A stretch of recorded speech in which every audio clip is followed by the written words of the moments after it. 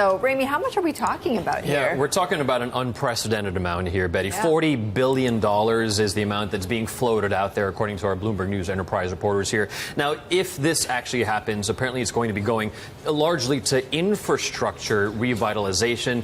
And interestingly, of course, we know that Donald Trump did campaign on this pledge to revitalize America's infrastructure here. So it's coming at a time that I guess is opportune in a way, opening the door, trying to open the door at least, with this current White House here. Now, this is so far not official, but Donald Trump is scheduled to be going to Saudi Arabia sometime next week, and the news could drop then in order to coincide with his trip. Interestingly, Trump's own son-in-law, Jared Kushner, who has, of course, had his hand in many of Donald Trump's affairs, both domestic and international, is also reported to have played a critical role in this deal here. That is according to a White House official, but that person also spoke on condition of anonymity. And, you know, in fact, all of this is according to people who wanted to be confidential on this matter because it hasn't been official yet. But officials that Bloomberg News has talked to have said that no final decisions have been made. And, in fact, there still could yet be a delay in any announcement so far. Yvonne? And Ramey, the question is, why now? I mean, of course, we've seen oil prices slumping. Is this, the Saudi Arabia's way of, diversifying its way and its investments away from oil? Yeah, well, this is twofold here. One is that it's an opportunity to get into good favor, to curry favor with the current White House, the new White House here with Donald Trump. In the past few years, in the waning years of the Barack Obama administration, there had been some cooling of ties between Saudi Arabia and the United States. So with Saudi Arabia, they do want to try to reset relations with the country. But in particular, back in 2015, things really went south with the White House and Saudi Arabia when the Barack Obama administration forged that nuclear deal that we remember.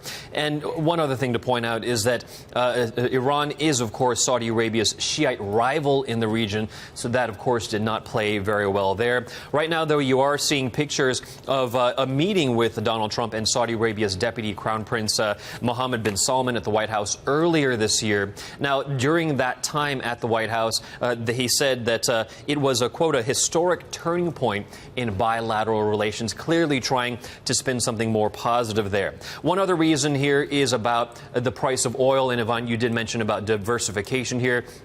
Looking at the price of oil over the past year to date, you can see it's down by about 8.5% here.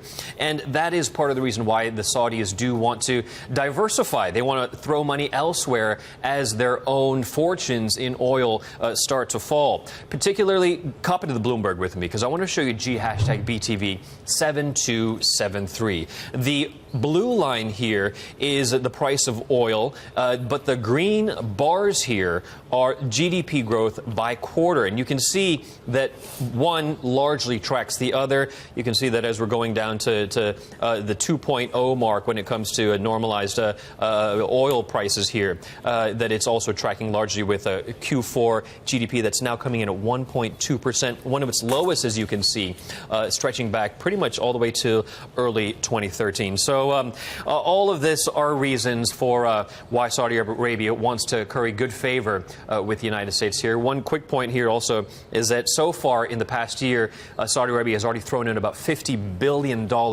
into overseas investments. So with this $40 billion, you can almost double that amount.